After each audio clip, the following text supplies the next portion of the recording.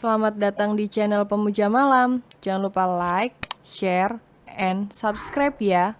Terima kasih. Chapter 27. Cemburu. 3 hari mereka telah menghabiskan waktu bersama di villa. Tidak ada kegiatan yang jauh lebih menyenangkan selain membuka dan berkeringat bersama. Namun hari ini Prilly terus merengek bahwa dia ingin melihat pantai bersama suaminya. Tak masalah meskipun hanya sebentar. Yang penting mereka bisa keluar berdua. Akhirnya Coco mengalah. Dia membeli 2 set pakaian rumah dan mengajak istrinya untuk melihat dunia luar yang nyaris mereka lupakan. Hah, sayang, akhirnya kita bisa keluar.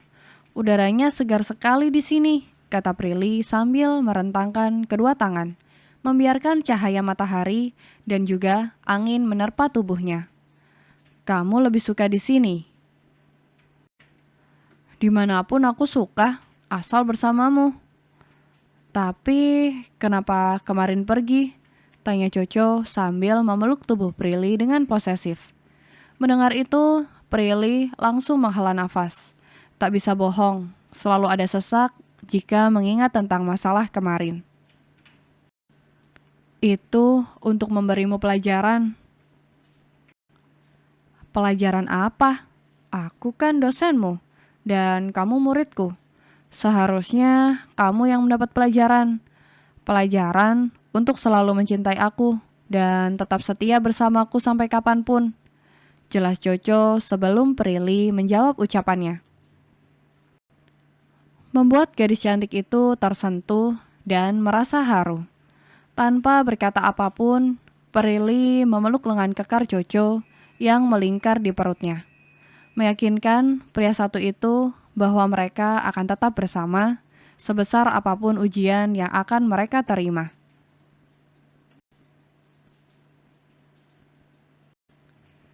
Sayang, kamu tidak lelah? Tanya Coco sambil menyelipkan anak rambut Prilly.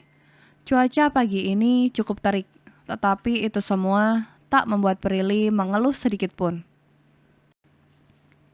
Dia seperti terbebas dari sangkar emas, sehingga dia berniat untuk menghabiskan seluruh waktunya bermain di pantai. Tidak, Kak, tapi aku haus. Aku ingin minum kelapa muda. Jawab Prilly apa adanya. Padahal Coco sudah membawa 2 botol air mineral dan beberapa snack. Akan tetapi semua itu tidak menarik sama sekali di mata Prilly. Kalau begitu, ayo beli, ajak Coco sambil meraih pergelangan tangan istrinya. Ingin menarik gadis itu menjauh dari bibir pantai. Namun lagi-lagi Prilly menolak. Dia segera menahan tangan Coco dengan bibir yang mengerucut lucu. Tidak mau, aku maunya kakak yang beli. Aku masih ingin bermain air dan pasir. Coco menghela nafas. Dia tidak ingin egois dengan terus mengekang Prilly. Jadi, dia memutuskan untuk membiarkan Prilly bermain sesuka hati. Baiklah, nanti aku akan kembali membawa kelapa muda sesuai keinginanmu. Coco mengelap dahi Prilly yang berkeringat, karena gadis itu terlihat sangat bersemangat untuk bermain air. Mendengar itu, Prilly langsung tersenyum sumringah. Bahkan, dia tidak segan lagi untuk menunjukkan kemesraan di depan umum. Ya, dia mengecup pipi Coco sekilas sebagai tanda terima kasih. Terima kasih suamiku. Coco mencapit hidung mancung Prilly lalu memberi tatapan ancaman. Awas kamu ya. Apa? Kamu tidak bisa melakukannya di sini. Jadi lebih baik cepat belikan aku kelapa muda sekarang. Karena aku sangat haus, kata Prilly dengan wajah mengejek. Aku akan membalasmu di villa. Akhirnya, mau tidak mau, Coco pun menuruti perintah istri kecilnya. Dia melangkah untuk mencari penjual kelapa muda.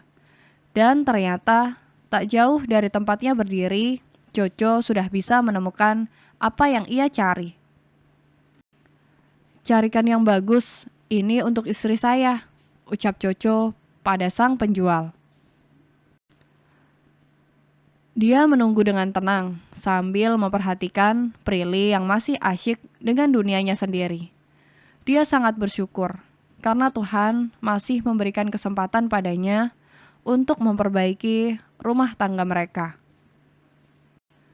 Sudah cukup dia merasa bodoh dengan semua kebohongan Melinda. Dia tidak ingin lagi mengulang kesalahan yang sama.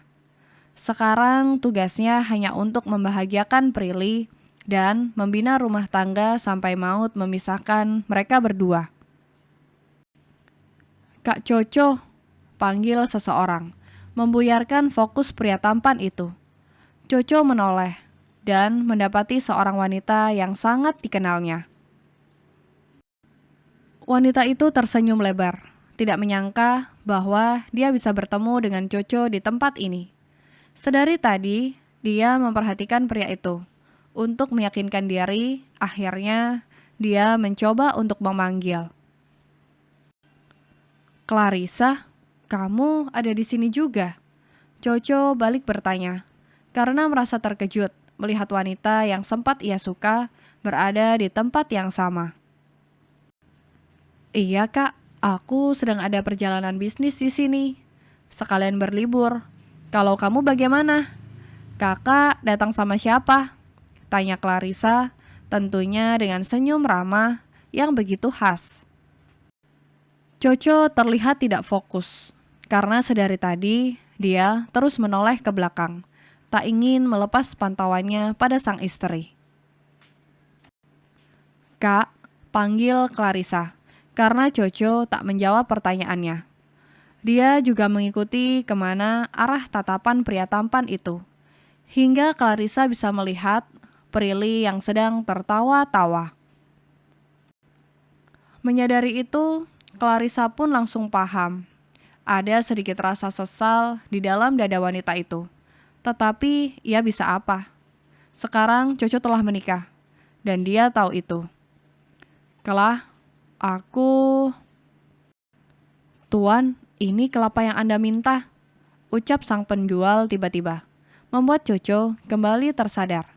Pria itu segera mengeluarkan uang untuk membayar tagihan, lalu menatap Clarissa sekilas. "Kakak sedang berbulan madu ya?" tebak Clarissa. Dia tahu siapa Prilly karena mendengar cerita dari saudara tirinya, Kiara, istri dari Dr. Derek. Coco mengangkat kepala. Dia tersenyum tipis untuk menanggapi ucapan Clarissa.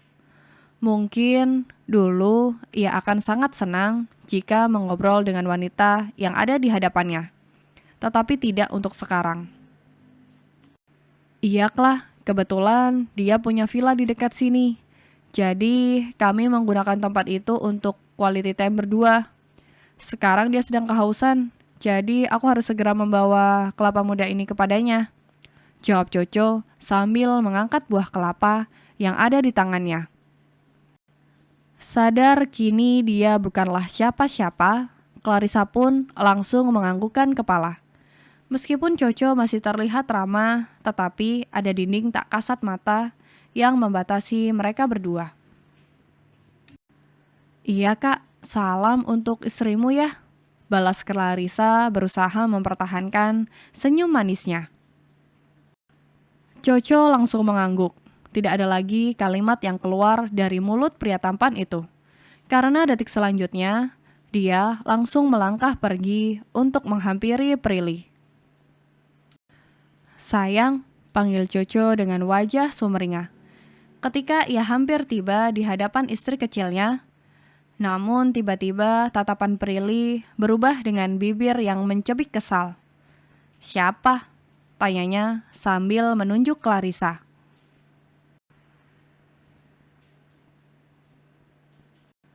Coco langsung tergagap, bukan karena dia tidak bisa menjelaskan siapa Clarissa. Akan tetapi, melihat tatapan istrinya yang mengintimidasi membuat dia berpikir, Apakah Prilly bisa menerima tentang masa lalu mereka berdua? Sementara trauma akan ditinggalkan, sudah mendarah daging di hati Coco. Ya, dia sangat takut Prilly akan kembali pergi dari sisinya. Siapa? Aku tanya, ucap Prilly lagi dengan suaranya yang mulai terdengar ketus. Cemburu? Oh, sudah tentu. Wanita mana yang tidak cemburu melihat suaminya bicara dengan wanita lain? Bahkan wanita itu terlihat sangat asing, karena Prilly memang belum pernah bertemu dengan Clarissa. Kita duduk dulu ya sayang, ucap Coco sambil meraih pergelangan tangan istrinya. Tetapi Prilly lebih memilih untuk menghindar. Dia melipat kedua tangan di depan dada lengkap dengan tatapan tak ramah. Aku mau penjelasan. Iya, nanti aku akan menjelaskannya. Tidak mau, aku maunya sekarang. Titik. Iya, tapi kita cari tempat berteduh dulu. Kamu bilang ingin minum. Ini aku sudah bawakan kelapa muda untukmu. Bujuk Coco dengan suara yang terdengar sangat rendah. Karena ia tahu, bukan akal sehat Prilly yang tengah berbicara, tetapi hatinya. Ayolah, aku akan menjawab apapun pertanyaanmu dengan jujur. Prilly menatap kedua bola mata Coco yang memancarkan kesungguhan. Beruntung gadis cantik itu mau mendengarkan ucapan suaminya. Dia membiarkan Coco menggenggam tangannya untuk sampai di bawah pohon kelapa, tempat mereka untuk berteduh. Coco lebih dulu duduk di atas pasir. Dia meluruskan kaki lalu menepuk kedua pahanya agar Prilly duduk di sana. Sayang, sini, duduk di pahaku. Tapi nanti kamu berat, Kak. Biar aku duduk di pasir juga. Toh bajuku sudah kotor. Tolak Prilly tak enakan. Akan tetapi suaminya tidak bisa dibantah. Coco justru menarik tangan Prilly. Hingga mau tak mau gadis itu pun duduk di pangkuan suaminya. Aku tidak peduli dengan pakaianmu. Aku hanya takut kamu tidak nyaman. Duduk di sini lebih enak kan? Ujar Coco yang membuat Prilly langsung merona. Awalnya dia ingin marah, tetapi mendapat perlakuan seperti ini rasanya akan sangat percuma. Hanya buang-buang tenaga saja. Dengan telaten, Coco menyiapkan kelapa muda yang baru saja dibelinya. Dia menancapkan sedotan, lalu mengulurkan buah tersebut pada Prilly. Minumlah, kamu bilang sangat haus. Aku memilihkan yang terbaik untukmu. Lagi-lagi, Prilly dibuat speechless dengan semua perlakuan Coco. Dia menerima kelapa muda itu, lalu meminumnya pelan-pelan. Kamu pasti tidak senang ya aku bicara dengan wanita itu? Tanya Coco untuk pertama-tama. Dia membenahi rambut Prilly yang basah dan menyisirnya menggunakan tangan. Dia itu kakak dari Cia, istrinya Di. Kamu ingat kan?